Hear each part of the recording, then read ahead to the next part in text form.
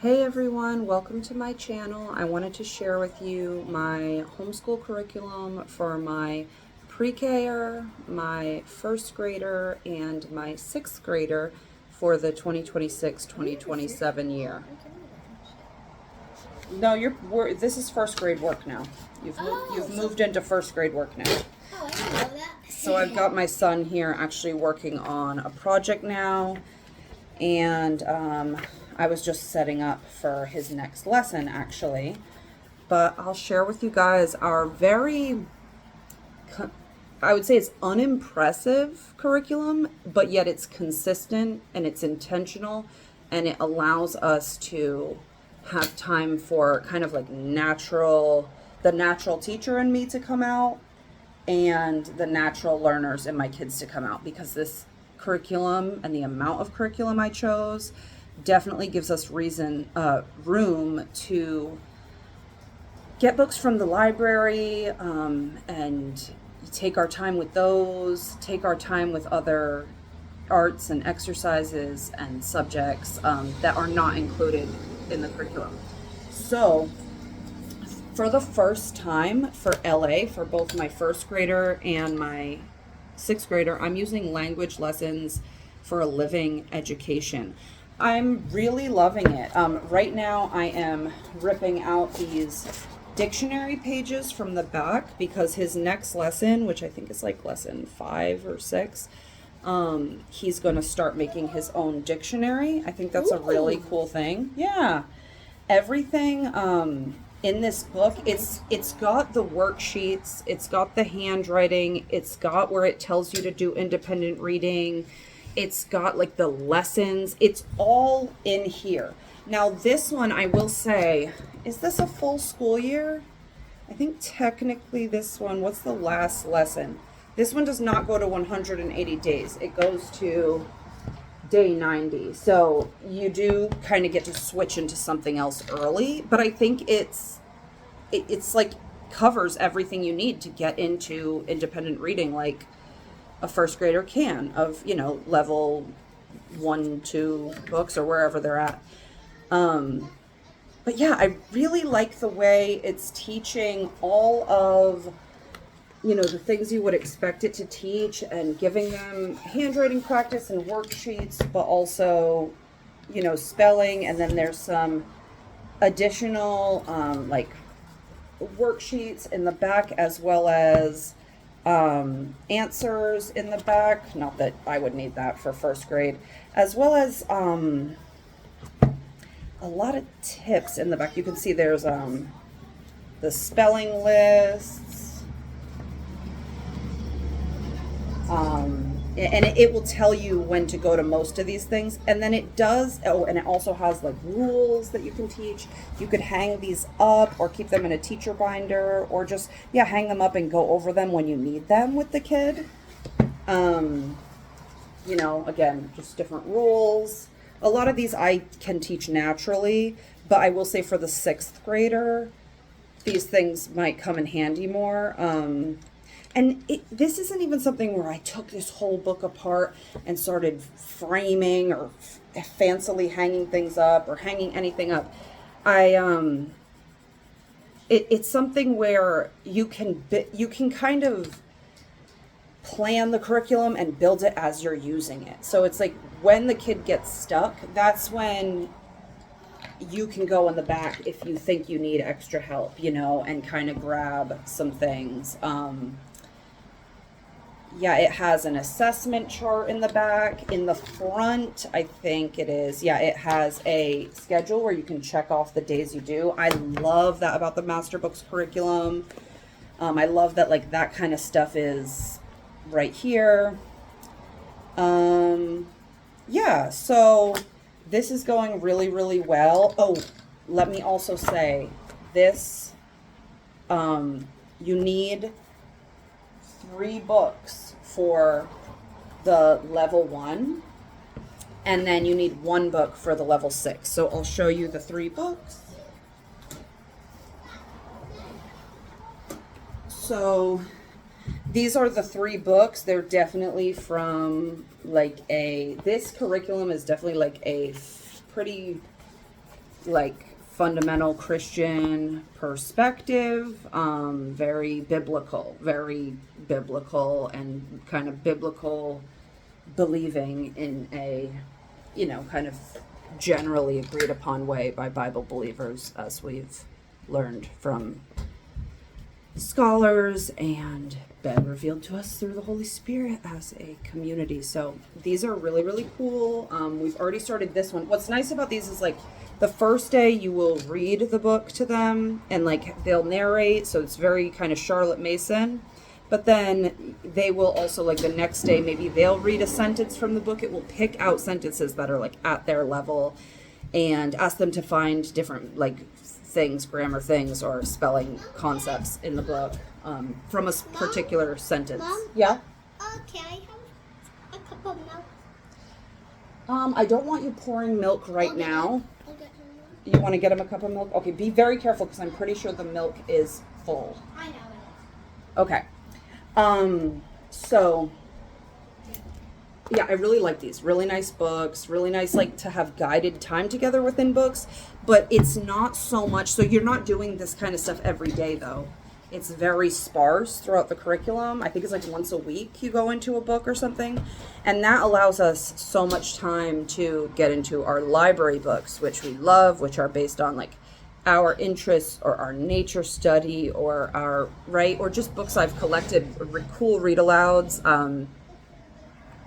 I'm going to actually pause right there before I show you the grade 6 and what they're doing for math.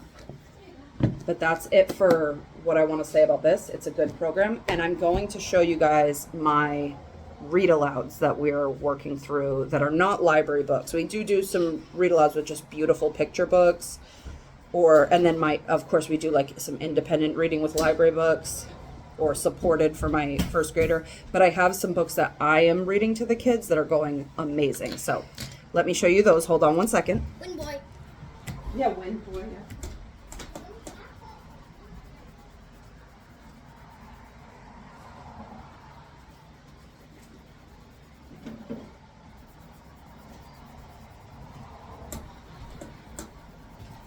Okay, so the first thing I want to show you guys is this. This book, The Wind Boy by Ethel Cook Elliott, is our first read aloud of the school year. And it's so good. We're almost done. It was written in 1923. Okay, so yeah, my son can show you. Leading into his math, he is working on decorating numbers, and I'll talk about that more in a minute. 3.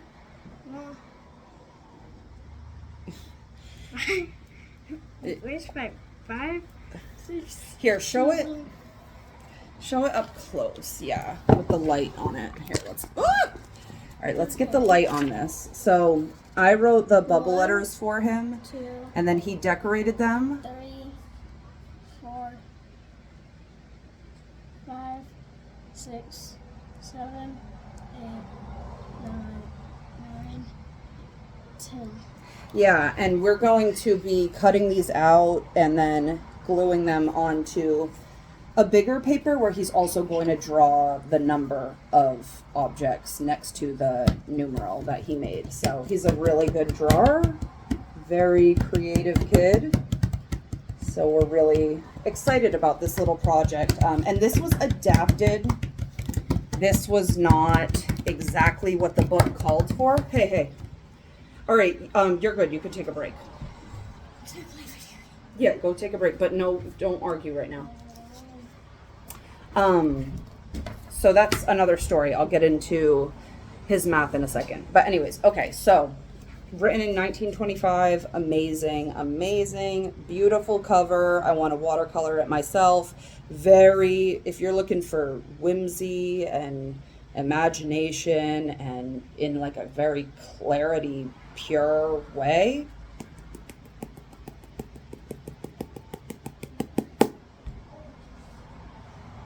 Okay, another one we're doing to get into the Bible simply is just the proverb of the day. So, and we don't do it every day, but whenever we do like, sometimes sometimes we'll just focus on whatever, but basically we do it every day, and we just read the proverb chapter of the day of the month that it is, and we're just going to keep doing this and doing this and doing this no matter what else we add on. We're just going to always pick up that practice because it literally helps me, it helps my kids. They ask questions, they get inspired about different things, they remember words. It's even good for vocabulary, even for like my 4-year-old who can't really understand. He's learning words and saying them, and it's a good base. It's a good base. A good foundation. I also have this little book. My husband went and helped a family out at his work, went and delivered something, and they ended up talking about their testimonies about a bunch, and ended up giving him some books. And this is like literally a tiny little book, but it just teaches some of the basics about like it's beautifully written. Talk about a living book. This is talk about like I'll read you a little bit. This is like the first little paragraph. Oh, and when we do our read aloud time and we add this in, so when we do the Wind Boy, we only do a chapter unless they ask for more. When we do this, we only do the one proverb, okay? Sometimes maybe if we missed it in, if we're into it and we're like relaxed and it all feels good in here, we'll do 2 if we want, but the expectation is very minimal this year so that the natural learner and teacher can be maxed out. And this is after I'm learning this and starting to work with homeschool in this way after learning from mistakes for 5 years of homeschool, and then taking a year break and being able to really, and decluttering my homeschool hoard and starting fresh and being able to just take some time to reflect. So I really kind of know what I'm talking about. Anyways, so I'll just read you this first paragraph. Nature and revelation alike testify of God's love. Our Father in heaven is the source of life, of wisdom, of joy. Look at the wonderful and beautiful things of nature. Think of their marvelous adaptation to the needs and happiness not only of man but of all living creatures. The sunshine and the rain that gladden and refresh the earth, the hills and seas and plains, all speak to us of the Creator's love. It is God who supplies the daily needs of all his creatures. In the beautiful words of the psalmist, the eyes of all wait upon thee, and thou givest them their meat in due season. Thou openest thine hand and satisfiest the desire of every living thing. Psalm 145, 15 and 16. And it just keeps going in that beautiful poetic language. And my kids will be coloring in coloring books or just drawing while we do all this. And this kind of language really inspires their love for nature that they have already had nurtured in them a lot. We do nature journaling as well, but also, yeah, their love for language, and it helps their art and their coloring come out really nice, and it's just very soothing. Okay, the last read aloud I'm doing is a child's history of the world. I skip over stuff that maybe I need to in this, but it's very basic. It gives us just a very good general overview, and then with our library books we can go deeper. I'm liking it. It's written well. It's like it's so short. The chapters are so short, so you can grasp a big idea of a section of history in like a short and sweet chapter. It has some kind of cool pictures. The author kind of talks to the child the way a grown-up would speak to a child that knows children, like, or understands their brain. Same thing with The Wind Boy. The author at times stops just telling the story and starts speaking to the reader. So I don't know. It's a very special place in my heart for our read alouds this year. Okay, so let's talk about, I guess, my daughter's language real quick before I get into their maths.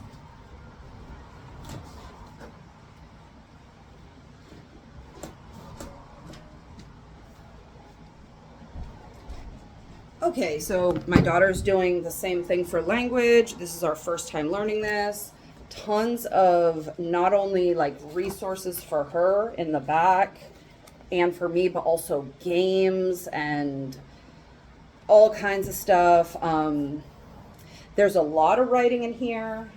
There's a lot of grammar in here. There's a lot of everything you need in here, and there is a lot of projects. You need this book.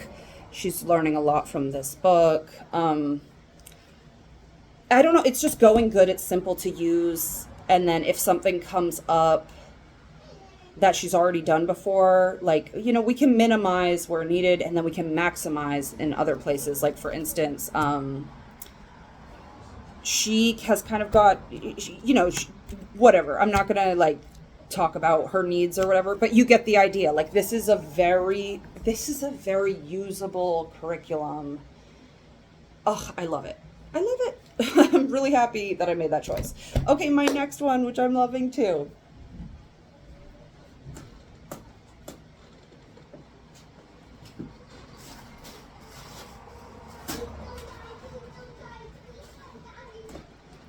Okay, so I've got it set up for next week's lesson.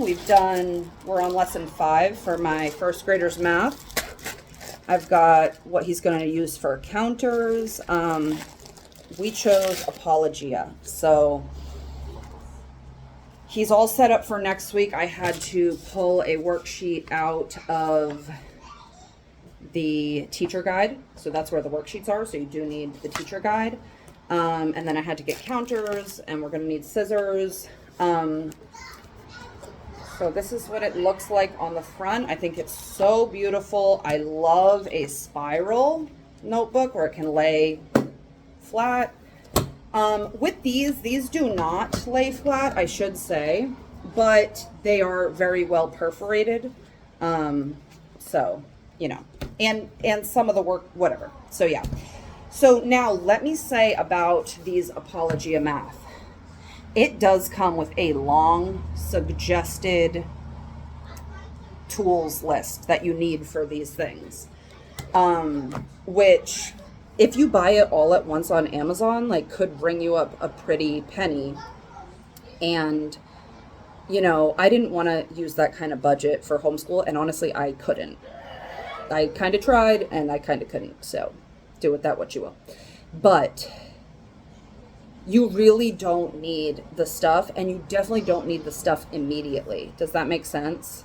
So, for instance, let me show you guys, like, today's thing. We've already adjusted this, and it's been so easy. Oh, so every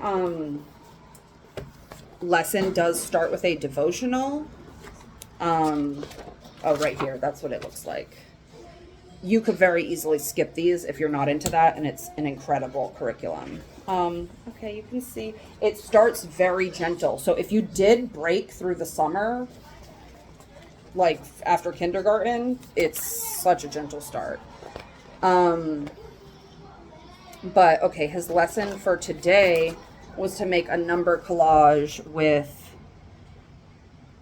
you know, magazines. We don't have a ton of magazines that have numbers in them, and he loves drawing anyways. And one thing I did invest in was a new set of colored pencils. So that was one thing I could afford that I thought would be like really necessary. And so then, you know, he's just drawing which is his strong suit anyway. So I'm, especially at this point in my homeschool journey, I'm really good at making adjustments. I don't like putting together a whole curriculum myself, but I'm really good at getting a good base that doesn't ask for much often. And then when it does ask for something I don't have, making it work, or skipping, or whatever. Or ordering it, right? Like, there's some things I'm definitely gonna get. I just have to wait on, and they haven't come up yet. Like, don't worry about having everything in place. When it comes up, just look at it, you know, you'll see. And I think at the beginning of everything, it will talk about all the things you'll need. I don't know. What else did I want to say about that? Oh, both of these curriculums, okay? I'm going to just show my sons here. Both of these curriculums Apologia Math. It's called Exploring Creation with Mathematics, and Language Arts for a Living Education. In all the grades, really, really, really make it easy on you, because not every lesson is long at all. Like, it will really, like, you do not have to expect the same thing every day from these curriculums. They give you some really easy homeschool lessons that are just like a very quick thing, either a very quick lesson or a very quick review, and it's like literally over in like 5 minutes. And then other days it's deeper, but it's a nice surprise when you get the easy lessons, and you get them more than once a week, or the short, I wouldn't say easy, but the short lessons, and you get them more than once a week. And it really gives the child time to kind of like take a breath and just do a little bit of math, so that they don't get discouraged when they get those big lessons, and you don't get discouraged as the teacher thinking it's always going to be a big deal like this. Okay, so let me put this back the way I had it, because I like to be, especially since next week is a new week, I really like to be prepared. And let me show you my daughter's math.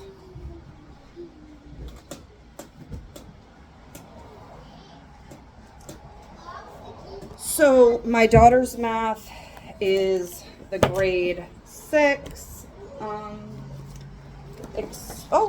I had organized it for next week. So we've done more than a week with her and her materials, and my son's, I think I was waiting, whatever. I waited a couple less days with him, but she's done 7 days now of both curriculums, and so I can say they're going amazing. So this is her math book. For this, you do need the teacher guide. That's where the answers are, and for 6th grade, I definitely want those. It also had a long supply list that I have not been able to purchase everything for. But so far in the first 7 days, it's only really asked for like the calendar, as the calculator, which I just gave her my phone. But yeah, I definitely want to get her everything she needs. Now this one also does come with a skills practice as well as the teacher guide. And this kind of gives them like homework, just because it's 6th grade. They might need a little bit more. So sometimes I assign these, sometimes I don't. We'll definitely do them all by the end of the year though. And it explains things really well. You know, you've got the teacher's guide if you're confused. You've got the answer key if you're confused. They get to use a calculator for a lot of it, so that helps. But it is 6th grade math, you know what I mean, too. Like, so yeah, what else can I say about this? I don't know if there's anything else I really want to say about this. Yeah, it's just a great, strong, really kind of, it has activities, like they have to cut stuff out from, the activity sheets come from the teacher's guide, so you do need the teacher's guide for sure with 6th grade. Well, you need the teacher's guide for both of these, because they have all the things that you have to like cut and do. Yeah, I don't know. It's just, it's a little bit colorful. The paper is nice to write on. It lays flat, and it explains that it's minimal, but it's thorough. And, you know, it's not just the lessons. You also do have that kind of skills practice when needed. I don't know. I think it's really on point. I'm really happy with it. And yeah, I don't have all the suggested materials yet, and we're doing amazing. So that's that. And then she also has this from like 2 years ago that we didn't finish, and so keeping up with cursive here and there when I feel like it. Sometimes she'll just do this during the read aloud if she's not doing a coloring book. I have seen some incredible manners mixed with enrichment, and I've seen some incredible devotionals. Oh, I've seen some incredible homeschool materials online. A Book of Centuries from Jenny Fulbright. I mean, but see, I have already done this for 5 years. Before this past year, I took a break. This is my 6th year homeschooling. After a break and getting rid of things and reflecting. And there is so much amazing stuff out there, but I know to gather more is to add more pressure on myself and to possibly waste money and spend above my means, which I've definitely done in the past. And I have learned, like, see, these things, like, this was free. This I bought on a special day out at a vintage bookstore, like on a special time with my stepdad. This, of course, I've had forever. This was 50 cents at the library book sale. These things, like, came to me naturally from God. So even though there's, like, incredible things out there, when it comes to anything extra than, like, the curriculum stuff, like, these books go with the curriculum. You know what I mean? So that's a little different. But when it comes to extra curriculum, I really kind of like to let the spirit, the community, what God has put in front of you be enough. At least for yeah, you can just get really caught in that trap of buying. And a book of centuries is important. There's some things that it's like, yeah, you know, that's on my list, but it's just, it doesn't weigh on me. I don't think about it the way I used to. Especially, I mean, for a while, I thought about this, the math in the LA for a while, and I'm really happy with what I settled on. That's as much as I'll say about that. And now I'll just show you the last thing. Oh, and then we've got plenty of independent readers, and picture books, and tons of stuff from the library. And we're doing field trips and nature journaling and possibly a co-op. And, you know, we have room because these curriculums give you really light days, are really to the point to use. I put the vocabulary words from my daughter's math curriculum up there, and it just kind of helps me, and it's there for her. I don't even think we've used it that much. I also, you can see, I put this little bed thing here, just to show them the difference of the B and the D. And then over there in the corner next to the whiteboard, those are like some steps. You can make like a staircase with this history book. It recommended it. I feel like I'd much rather do a book of centuries, and I feel like I'd much rather even wait and just read. And already when we've been reading this, it's like God will sometimes turn things into unit studies. Like we've then happened to see something else and talk about something else that connects back to this, and we're good for now. Okay, last and final thing is my 4-year-old's pre-K situation that he's doing.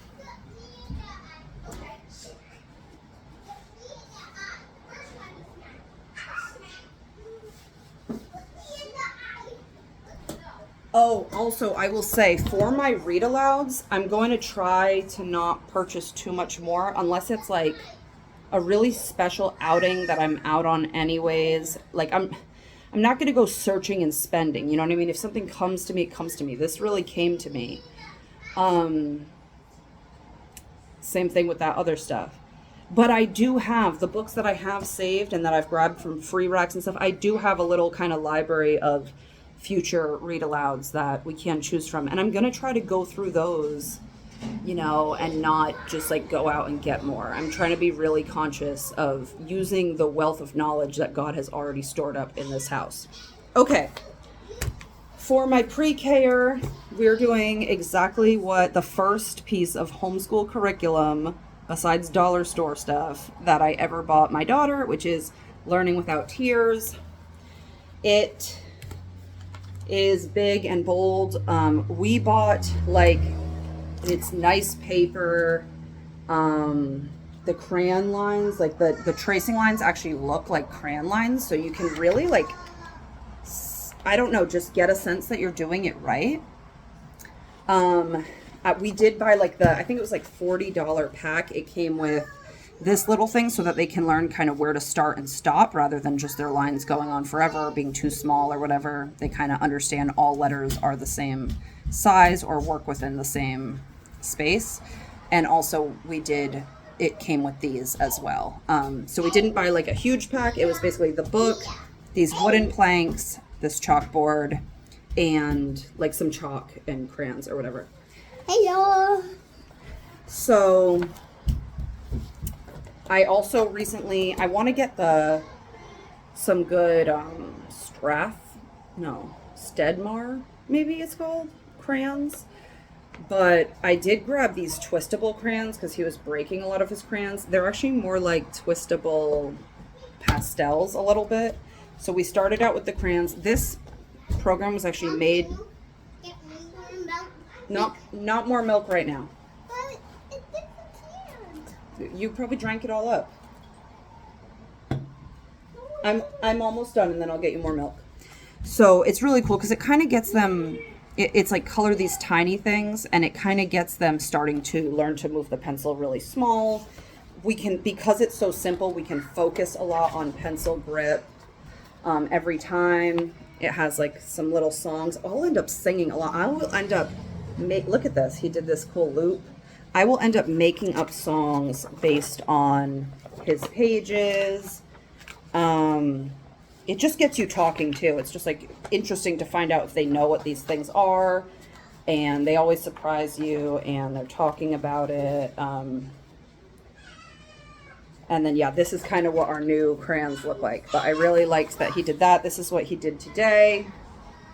So, yeah, it's really cool. It's like, you know, thinking about real things, like a wooden fence to do your straight lines. Think about these tiny lines of the grass and try to do tiny lines. He didn't do very many tiny ones, but he did some. And then he colored in the birds.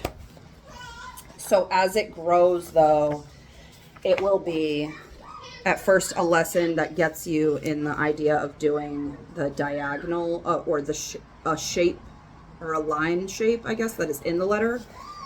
Then you will build the letter.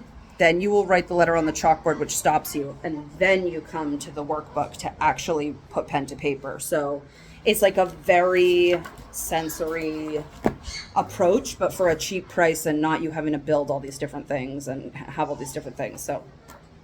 So then when you want to, you can, right? And you don't feel like you're pressured and you have to. And every day it's telling you to get out sand and glue and da-da-da-da, right? It's like, then naturally it's going to be like drawing letters in the sand or in making some Play-Doh when you want to. And you see what I mean? That's the way I function as a homeschool mom. Don't tell me to be cool. You know what I mean? Like, I'm already cool. I'm already creative. Don't tell me to be creative. You know what I mean? Like, just give me simple stuff and then I will build on that. Okay. Is everybody okay in there? Can we quiet down so I can finish my video? I'm almost done. And then I grabbed this. I think it was $2.99 from the thrift store. He's not ready for it. But this is the kind of stuff I started my daughter on, just like very cheap workbooks, but they do teach phonics, letter sounds, and he's not ready for it. So it's just on the bookshelf. But for when he is, he did do like one page, and he got the answers right. Like he did, oh, did I rip it out? Yeah, I ripped it out to have him do it. But he did one page and he was able to say like, oh, this starts with M, this starts with M, like, you know, and realize that. But I had to help him and like guide him. I don't know, it doesn't feel as good as this feels. This feels very like,